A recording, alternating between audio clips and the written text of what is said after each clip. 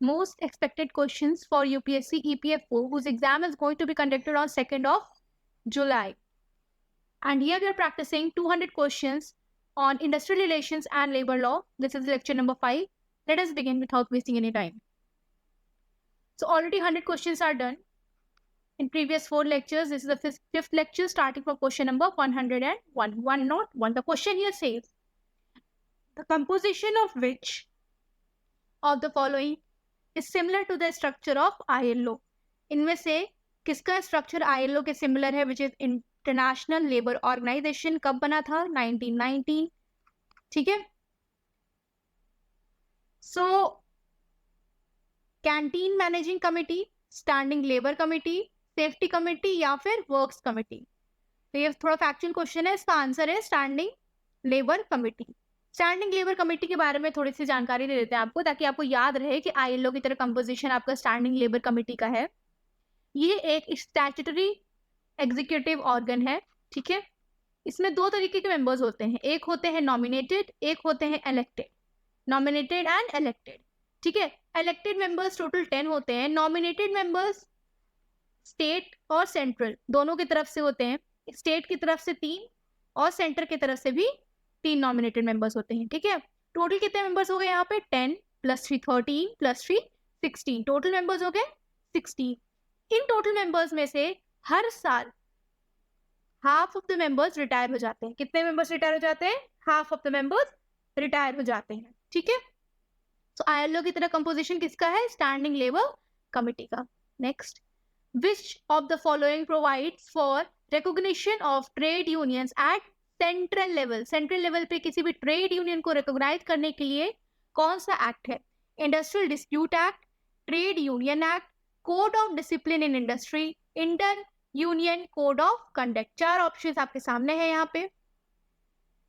कौन सा इसमें से आपका trade unions at central level को रिकॉग्निशन प्रोवाइड करता है? 4 ऑप्शंस दिए हुए हैं. The answer here is option C. Code of Discipline in Industry. Option C is the right answer. Code of Discipline in Industry gives recognition to trade union at central level. Next question. Which of the following legislation was based on the recommendation of BP Adarkar Committee report? BP Adarkar Committee के report के basis पे कौन सा legislation, कौन सा act बना था? ठीक है. बीपी अदारकर कमेटी, इसके बारे में मैंने आपको प्रीवियस लेक्चर्स में बताया है. कब बनी थी ये? 1943 में. ये आपकी 1 मैन कमेटी थी. ठीक है. 1 man committee. It was 1 man committee. BP Adarkar इसके चेयरमैन थे और द ओनली पर्सन थे. इनकी जो रिपोर्ट थी, इन्होंने जब सबमिट की, उस रिपोर्ट के बेसिस पे कौन सा एक्ट फ्रेम हुआ? Maternity Benefit Act 1961, Employees Compensation Act 1923, Employees Provident Fund Act 1952 and Employees State Insurance Act of 1948. Yeah, the answer here is ESI. ठीक है. It is Employees State Insurance Act of 1948. ठीक है. Next question. Question number 104. Which of the following industrial actions has been declared illegal by court of law in India? कौन सा action illegal है? Strike, घेराव, go slow या फिर lockout? 4 option दिए. तो बहुत आसान क्वेश्चन है. स्ट्राइक, घेराव, गो स्लो या लॉकआउट. लॉकआउट तो कंपनी मजबूरी में हो जाती है जब उसके पास रिसोर्सेज नहीं बचते हैं, ले ऑफ भी कर दिया, सब कुछ कर दिया, उसके बाद आपको लॉकआउट करना पड़ जाता है. गो स्लो ये स्ट्राइक का एक तरीका है, जाएंगे लेकिन काम बहुत धीरे धीरे करते हैं. स्ट्राइक आपकी लीगल इलीगल दोनों फॉर्म की होती है, कंप्लीटली इलीगल नहीं होती. बट जो घेराव है ना, दैट इज इलीगल. किसी इंडस्ट्री को घेर के बैठ गया, मालिक को निकलने नहीं दे रहे, आने जाने नहीं दे रहे, this is illegal. So option B is the right answer here. Gherao is illegal. The concept of cooperation in industrial relation was implemented through which of the following? Cooperation in industrial relation किसके through आया था? Works committee, joint management council, workers representative on board of director, all of above. देखो, cooperation in industrial relation, ठीक है, किसके through आया था? एक चीज ध्यान दीजिए आप, जो कॉपरेशन इन इंडस्ट्रियल रिलेशन है, कोई भी ऐसा एक्ट काउंसिल है, वो इसकी तो बात करेगा कि इंडस्ट्रियल रिलेशंस में कॉपरेशन बहुत इंपॉर्टेंट रोल प्ले करता है between employer and employee, right? तो works committee, joint management council और workers representative on board of directors. इन तीनों में कॉन्सेप्ट को इंट्रोड्यूस किया गया था इंडस्ट्रियल रिलेशन के कॉर्पोरेशन के लिए। सो answer here is all of above. Question number 106, in which type of collective bargaining workers lose something instead of gaining? किस तरह की कलेक्टिव बार्गेनिंग में लूज कर जाते हैं, कुछ पाने से ज्यादा खो देते हैं? Concession bargaining, coalition bargaining, productivity bargaining, all of above. बताइए। सो द आंसर हियर में भी आपको वर्ड से ही क्लियर हो रहा है, अगर आपकी ग्रामर थोड़ी सी भी ठीक है तो आप बता सकते हो इसका answer, concession bargaining, right? Answer is concession bargaining. ठीक है, ये एक तरह की कलेक्टिव बार्गेनिंग है जिसमें workers lose something instead of gaining. Question number 107, from which of the following representatives are not taken in tripartite bodies in India? ठीक है, इंडस्ट्रियल रिलेशंस में ये एक ट्राईपार्टाइट बॉडी मान लीजिए अगर है, ठीक है, तो इन तीन बॉडी ट्राईपार्टाइट है मतलब 3 मेंबर्स हैं, 3 मेंबर्स में से कौन सा मेंबर नहीं है? मैनेजमेंट, ट्रेड या labour union, government, ILO। Answer एकदम साफ दिख रहा है। देखो, एक तो होता है मैनेजमेंट, एक होता है ट्रेड यूनियन और एक होती है गवर्नमेंट। ट्रेड यूनियन अपनी बात मैनेजमेंट से कहेगा, मैनेजमेंट जो है इंडस्ट्री की देखेगी, अगर कुछ आगे बात बढ़ती है गवर्नमेंट लॉज बनाएगी, उस लॉज को इंडस्ट्री में इंप्लीमेंट किया जाएगा। ठीक है, तो ऑब्वियस सी बात है आंसर डी होगा। ठीक है, ILO here is not a representative. ठीक है, who was the chairman of National Commission on Rural labour? National Commission on Rural labour, चलो चेयरमैन की बात आई गई है।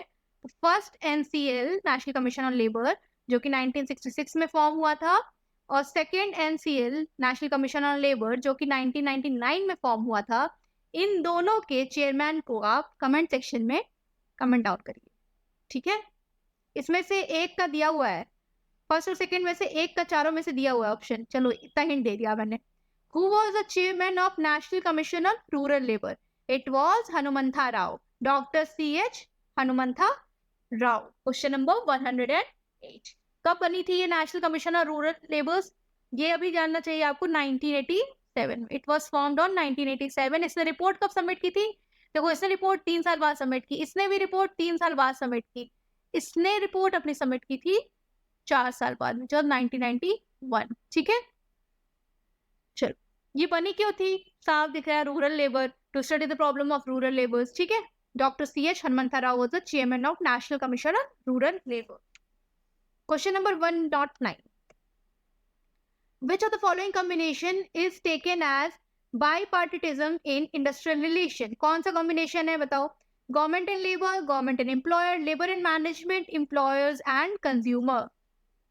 ठीक है, दो पार्टी कौन कौन सी होती है? एम्प्लॉयर होता है, एम्प्लॉय होता है, तो सबको पता है।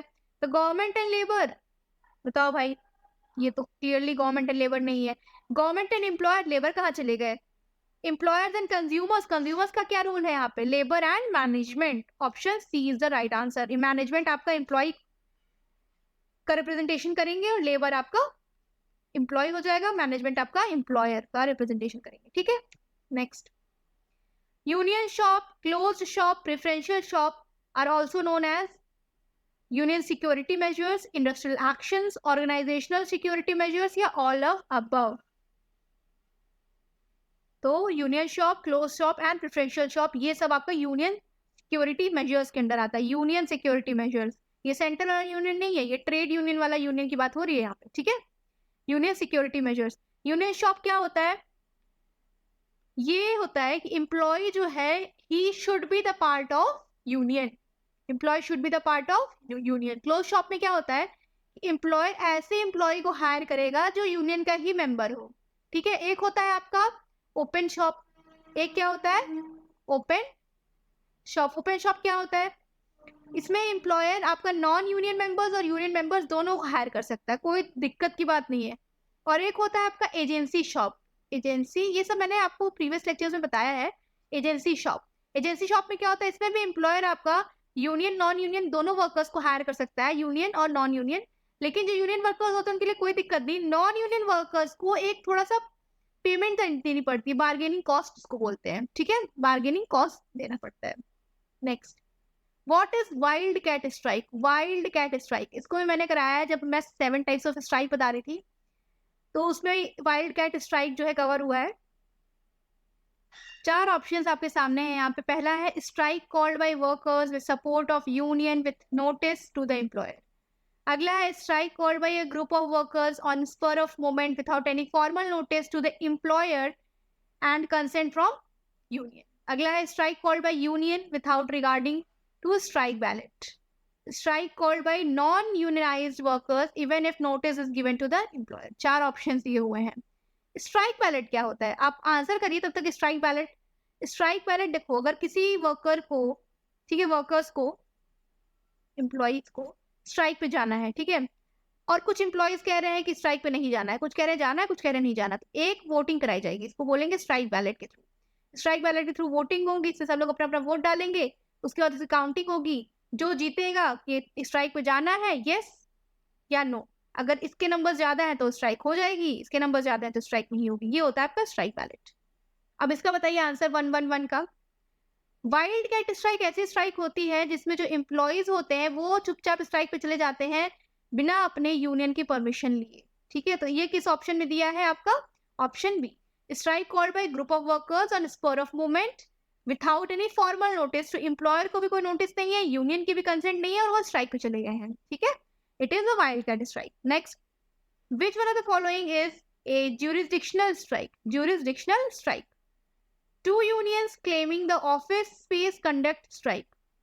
Two unions conduct strike for registration with same name. Two unions may claim to represent same set of workers and may claim for recognition on this claim and go for a strike to pressurize the management. Two union claiming position of common seal go for a strike to elect the support of workers. Jurisdictional strike. Suppose आपका एक union ये है, एक union ये है, दोनों अपने अपने जुरिस्डिक्शन में काम कर रहे हैं, लेकिन अगर कहीं दोनों मर्ज कर गए, मर्ज नहीं, कहीं दोनों का इंटरेस्ट कोलैज कर रहा है, तो यहाँ पे ये इसके जुरिस्डिक्शन में आ गया, ये इसके जुरिस्डिक्शन में आ गया, ऐसा कुछ हो रहा है ना, तो ऑप्शन में देख के बताइए कि ऐसा कहाँ दिया हुआ है। Two union may claim to represent same set of workers and may clamor for recognition on this claim and go for a strike and pressurize the management. ये और ये दोनों सेम सेट ऑफ वर्कर्स को जब represent करने लगे और इस केस पे आपका प्रेशराइज करे मैनेजमेंट को, उसको बोल देते हैं क्या, jurisdictional strike. So option C is the right answer here, ठीक है। What is yellow dog contract? Yellow dog contract बताइए। A contract where a union agrees to inform the employer about the possible strike by rival union. Union, ठीक है, employer को बता देगा, मान लो दो यूनियंस हैं U1 एंड U2 और आपका एम्प्लॉयर है, ये स्ट्राइक प्लान कर रहा है, तो ये जाके बता देगा U1 कि भाई U2 स्ट्राइक प्लान कर रहा है, अब देख लो। When management secures an agreement from the workman that he will not join a union during the closure of his employment, course of his employment. An unwritten contract with employer where a faction of union act as whistleblower. Whistle blower मतलब company में कहीं कुछ गड़बड़ चल रही है और उसकी खुफिया जानकारी जाके एम्प्लॉयर को दे देते हैं, उसको विसिल ब्लोअर कहते हैं। An employer promotes A pocket union bye entering into an agreement with the trade union. Employer खुद जो है पॉकेट यूनियन को प्रमोट कर रहा है, ठीक है, एक एग्रीमेंट के तहत ट्रेड यूनियन के साथ। सो क्वेश्चन नंबर 113, ठीक है। येलो डॉग कॉन्ट्रैक्ट क्या होता है?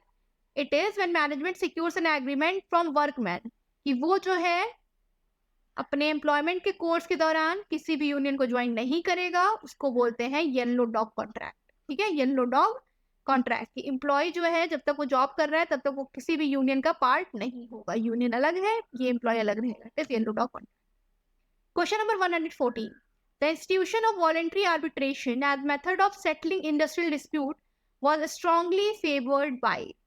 चार ऑप्शन दिए हुए हैं। वॉलंटरी आर्बिट्रेशन, ये किसने कॉन्सेप्ट लाया था वॉलंटरी आर्बिट्रेशन का? इसको मैंने एक वीडियो में कवर किया था, वॉलंटरी आर्बिट्रेशन। कौन थे हमारे मध्यस्थता करने वाले? अहमदाबाद में स्ट्राइक में मध्यस्थता करने पहुंचे थे, ठीक है, ही वाज महात्मा गांधी, ठीक है। Question number 115, in India which one of the following systems prevails in respect of adjudication in industrial dispute? कौन सा सिस्टम प्रिवेल करता है जब उसके, ठीक है, कौन सा सिस्टम प्रिवेल करता है जब उसके एडजुडिक्शन की बात आती है, जब उसकी जुरिस्डिक्शन, जब उसके किसी भी जो नियम कानून बने हैं, लॉज हैं, उसको इम्प्लीमेंट करने की जब बात आती है, तो कौन सा सिस्टम प्रिवेल करता है? voluntary reference and voluntary acceptance, voluntary reference but compulsory acceptance, compulsory reference but voluntary acceptance, discretionary reference and compulsory acceptance. देखो यूनियन ने कुछ बवाल मचाया, ठीक है, और ये मामला चला गया ट्रिब्यूनल में, ठीक है, ट्रिब्यूनल में मामला चला गया, लेबर कोर्ट में मामला चला गया. अब ये जो अपना अवार्ड देगा, ठीक है, तो ये क्या आपका वॉलंटरी एक्सेप्टेंस है कि कंपल्सरी एक्सेप्टेंस? उसको मानना ही है कि माने चाहे ना माने कोई मतलब नहीं है. देखो मानना ही है, इट इज कंपल्सरी एक्सेप्टेंस, तो आपको कंपल्सरी एक्सेप्टेंस होगा. तो ऑप्शन बी और option A, option C option A तो कट गया, ठीक है. अब बचा दो ऑप्शन, वॉलंटरी रेफरेंस या डिस्क्रिशनरी रेफरेंस. ये होता है डिस्क्रिशनरी रेफरेंस, यूनियन के डिस्क्रिशन में होता है कि वो रेफरेंस करे किसको, लेबर को, ठीक है. Which of the following strikes are not authorised by union, इसमें से कौन सी स्ट्राइक यूनियन ऑथराइज नहीं करती है? एक तो हमको पता है, जो हमने पढ़ा, वाइल्ड कैट स्ट्राइक, ठीक है, वाइल्ड कैट स्ट्राइक जो यूनियन ऑथराइज नहीं करती है. इसके अलावा क्विकी स्ट्राइक और लाइटनिंग स्ट्राइक, ये दोनों भी यूनियन ऑथराइज नहीं करती है, ठीक है. इन दोनों में भी जो एम्प्लॉयज होते हैं वो बिना यूनियन के परमिशन के स्ट्राइक कर देते हैं, ठीक है. लाइटनिंग स्ट्राइक यही होता है कि स्टॉप वर्किंग विदाउट वेस्टिंग, ठीक है, विदाउट यूनियंस कंसेंट. और क्विकी स्ट्राइक भी यही होता है कि सेम चीज, ठीक है. तो answer will be all of above, option D is the right answer. एकदम बेसिकली तीनों सेम नहीं होते हैं, थोड़े डिफिनेशन में फर्क है, ठीक है, लेकिन तीनों में ही यूनियन का कोई रोल नहीं होता है. In which of the following legislation deals with collective bargaining in USA? Collective bargaining in USA, ये थोड़ा सा अलग हटके क्वेश्चन है. So आंसर ये बता देते हैं, labour management relation act, labour management relation act. यहाँ पे दिख रहा है OASDHI एक्ट, ये तो आप एलिमिनेट कर सकते थे. ये क्या है आपका? Old age survivor disability act है, ठीक है, old age survivor disability act.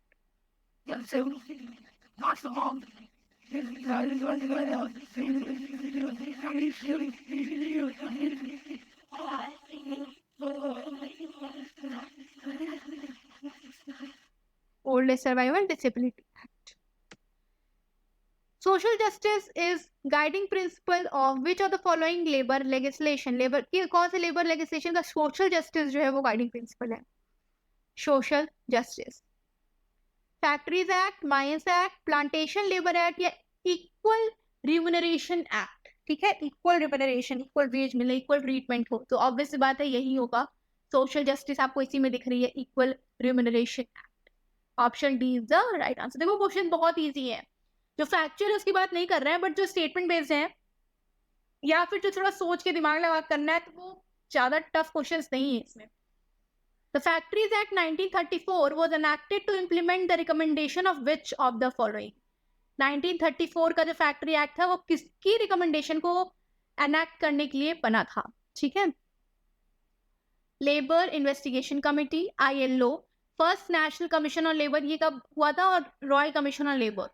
तो first national Commission on labour 1966 में फॉर्म हुआ था, तो आपको पता है कि इसकी आंसर तो होने नहीं वाला है. कमीशन बाद में बन रहा है, पहले बन रहा है, ऐसे कैसे हो सकता है, ठीक है. अगर इसका आंसर आपको पता है, वेल एंड गुड. इसका आंसर क्या है? Royal commission on labour. इसका मैंने बताया था, इसका चेयरमैन कौन थे? He was John Henry विटली.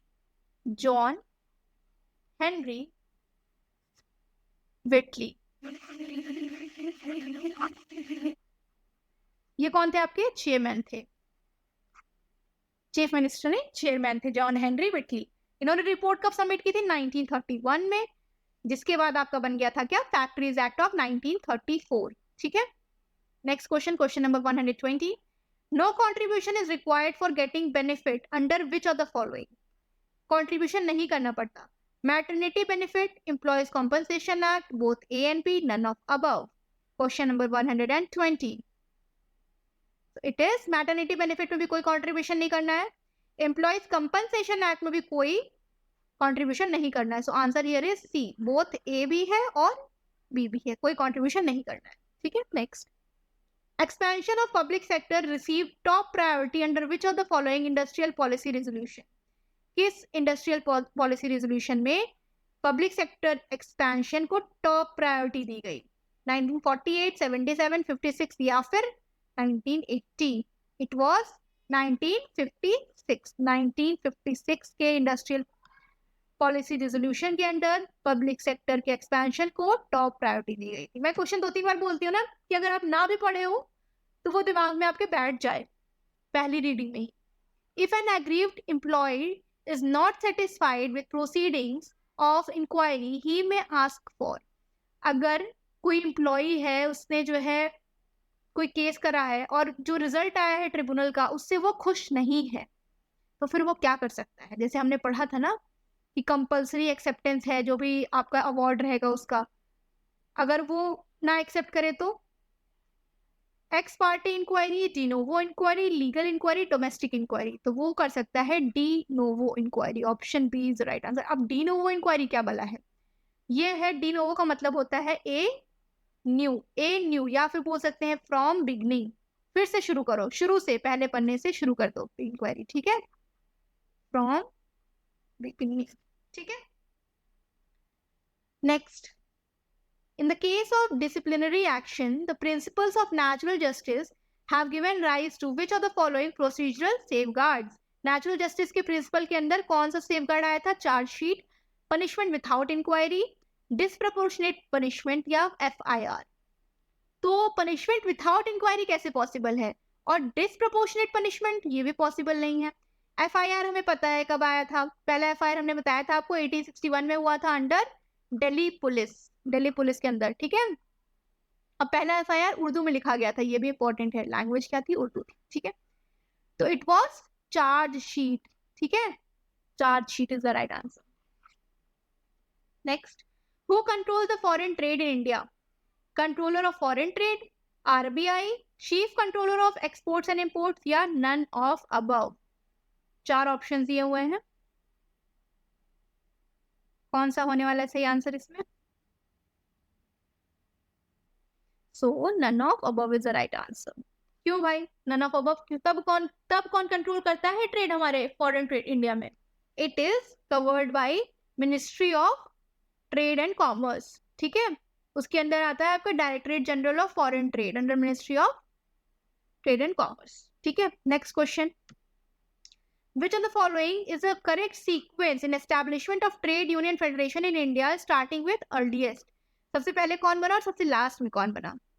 All India, पहले आपको सबका ईयर पता होना चाहिए, INTUC, HMS, AITUC, then comes CITU। Full form पता है इन सबको? आपको इन सबका फुल फॉर्म्स पता है? चलो तो फुल फॉर्म से शुरू करते हैं। पहला क्या है? INTUC, I for Indian national trade Union Congress, ये कब बनी थी? 1947। HMS, हिंद मजदूर सभा, 1940। AITUC, ये हमने अपने 3rd लेक्चर में ही देखा था, AITUC, it was all Indian trade Union Congress, ये बनी थी आपकी 1920 में। देखो 1919 में हमारी ILO बन गई थी, अब ILO में रिप्रेजेंटेशन के लिए आपकी AITUC बनी थी, ठीक है। अगला है CITU, it is the latest one, ये है आपका centre of Indian trade union. फिर नेक्स्ट है BMS, यहाँ पे क्या था? हिंद मजदूर सभा, यहाँ पे ये है भारतीय मजदूर सभा, दिस वाज 1970 एंड भारतीय मजदूर सभा वाज 1955, दिस इज 70, ठीक है। तो आप अरेंज कर लो, सबसे पहले आपको दिख रहा होगा All India Trade Union Congress, so option C, और सबसे लेटेस्ट कौन है? CITU, so option B is right answer, option B is right answer. This is a question number 125। आज के इतना रहने देते हैं, ठीक है। Today was lecture number 5 in the 200 question series on industrial relations and labour law. If you are liking my video, kindly subscribe to my channel, never miss an update. Also share my video with all your friends who are preparing for EPFO, whose exam is going to be conducted on 2nd of July. So this is me signing off on behalf of Project PMYP. Wait till my next video. Till then, Jai Hind.